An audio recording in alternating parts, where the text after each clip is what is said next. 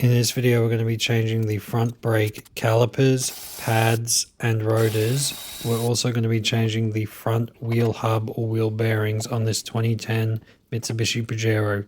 Remove the two bolts holding on the brake caliper.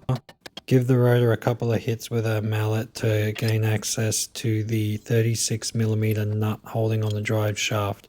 Remove the split pin to gain access to the nut. Once you have removed the 36mm nut, you can remove the four 17mm bolts holding on the wheel bearing hub. Generally speaking, you should be able to just knock them out, but this wheel bearing hub was on there extremely tight. It was seized in there and I had to get a huge slide hammer to get it off. I didn't record installing the new hub because it took me about 30 minutes to get the old one off, but as you can see, the slide hammer did its job nicely. When you install the new wheel hub, just make sure the CV splines go in it correctly. Reinstall the 36mm nut and make sure to put a new split pin on it too.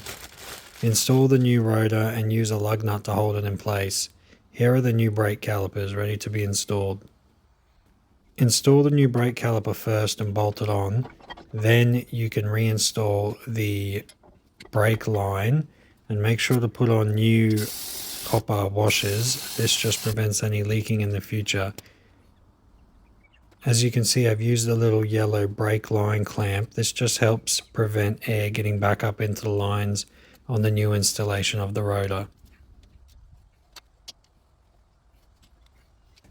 This new brake caliper didn't give me any pins or hardware with it, so I'm just going to be reusing the old ones as they're in pretty good condition, and I'll just give the pins a good clean, sand them down, and then put a tiny little bit of grease on them before reinstalling.